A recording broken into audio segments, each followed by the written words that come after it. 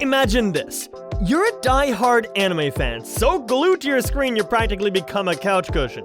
Life is all anime marathons and instant ramen. Until one day, bam! You're yanked into a fantasy world where magic is real, and holy crap, you're insanely powerful? Sounds awesome, right? Well, not if you're Haruto, the star of Am I Actually the Strongest? Who somehow manages to make overpowered magic look like the least impressive thing ever. Wow. So, buckle up, because we're diving deep into this magical mess, and trust me, it's gonna get a crispy.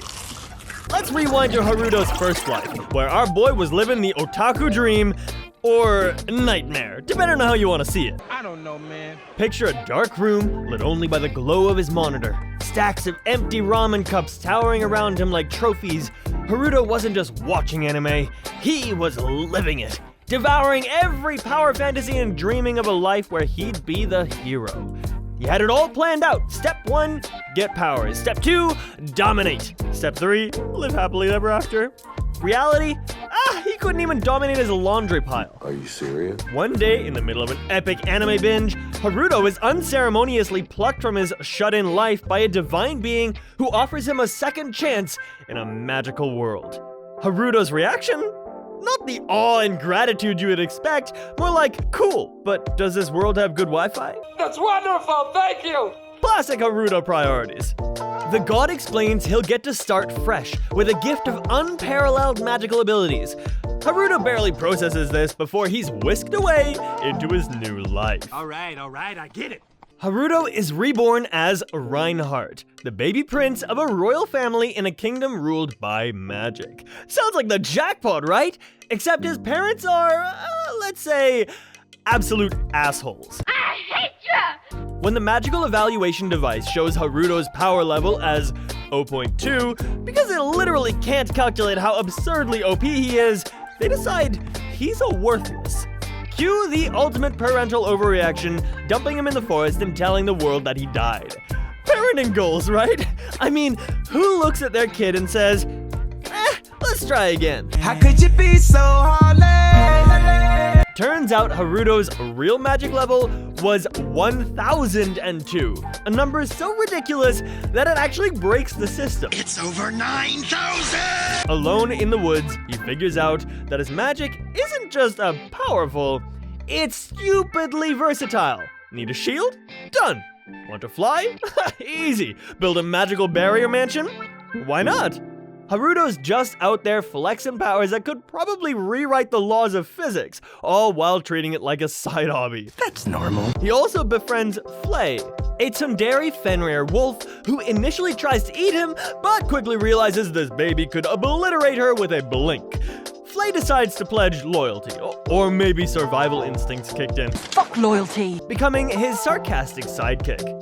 Now, fast forward a few years. Haruto's now just going by his first name to keep a low profile. Gets adopted by the Zenfis family.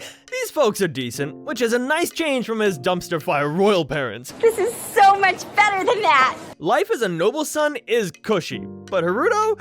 Bored out of his mind! So bored. Want to kill myself. The dude's got god-tier magic and no idea what to do with it. So, naturally, he decides to venture out into the wider world, starting with a nearby village. I'm out of here. Here's where things get chaotic. What the hell? Haruto's still trying to keep his powers a secret, but his efforts are laughable. One day, bandits show up to terrorize the villagers. Haruto, thinking, I really don't have time for this, casually uses a barrier to stop them. To him, it's a minor inconvenience. To the villagers, he's basically a miracle sent from the heavens. Word spreads about this mysterious hero, which is exactly what Haruto didn't want. His motto, stay out of trouble. Reality, trouble practically sent him a Google Calendar invite. This can't be happening! Back in the kingdom, Haruto gets tangled up in royal drama when he saves Princess Charlotte from an ambush. This girl is no damsel in distress. She's smart, resourceful, and has a sharp tongue to match, but even she's caught off guard by Haruto's abilities. Their dynamic is peak comedy. That's funny to me. Charlotte is determined to figure out who this mysterious savior is, while Haruto's over here like, please stop asking questions. Oh, shut up, woman. It's a game of cat and mouse, except the mouse has godlike powers and the cat is way too curious for her own good. And of course, no isekai is complete without a magic academy. Haruto enrolls under a fake identity, thinking it'll be a chill way to blend in and maybe pick up some new tricks. Spoiler alert, he does not blend in at all. We are screwed. Between acing every test without even trying and accidentally showing up as teachers, Haruto becomes the talk of the school. You're famous. His classmates are a mixed bag.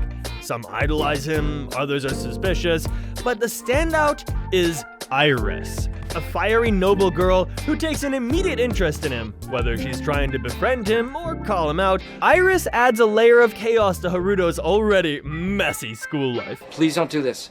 The Academy's big event is a magic tournament, and Haruto, in true Haruto fashion, doesn't want to participate.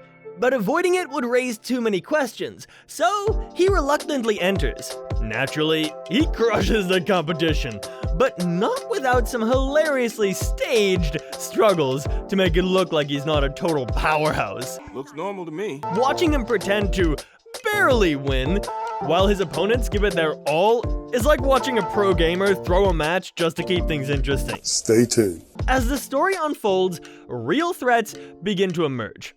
Dark mages, ancient monsters, and corrupt nobles all come crawling out of the woodwork. Haruto, despite his best efforts to avoid responsibility, finds himself stepping up again and again.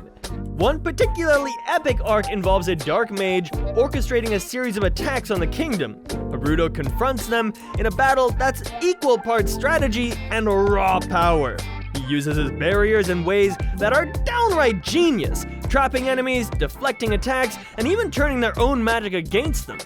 And through it all, he's still cracking jokes, because apparently being overpowered isn't enough. You also have to be a sarcastic little shit about it, eh?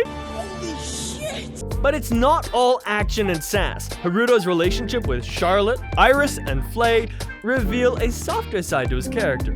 Despite his laziness and constant efforts to stay under the radar, he genuinely cares about the people around him. He is a good guy, not a terrorist. By the end of the season, Haruto begins to embrace his role. Not because he's forced to, but because he wants to protect the friends and family that he's come to cherish. I love you. It's a subtle but impactful transition that adds depth to an otherwise chaotic story. So, what makes Am I Actually the Strongest stand out in the sea of isekai anime? Well, first off, Haruto isn't your typical protagonist. He's not out to save the world, build a harem, or prove his worth to anyone. He's just a guy who wants to live a quiet life, but keeps getting dragged into nonsense. Why does this keep happening to me? His deadpan humor and reluctance to be the hero make him refreshingly different, while his growth feels organic and actually earned. I deserve a little appreciation. The show also leans heavily into comedy, poking fun at genre tropes without feeling like a parody. Haruto's OP abilities, his awkward attempts to hide them, and the ridiculous situations that he finds himself in all add up to a series that's as funny as it is action-packed. And then there's the theme of found family, which adds a surprising amount of heart to the whole story. Flay, Charlotte, and Iris, they're all more than just side characters. They're the people who ground Haruto and push him to be better. Oh, hey, high five. So, is Am I Actually the Strongest worth your time? Hell yeah! It's funny, self-aware, and packed with enough action to keep you hooked. Plus, it's a refreshing take on the isekai genre, proving that even the laziest protagonist can still shine, if only by accident. If you're into OP characters, chaotic humor, and a sprinkle of heartfelt moments, this anime is a must-watch. And hey, if you enjoyed this breakdown, hit that subscribe button like Haruto smashes through his opponents. Until next time, stay epic.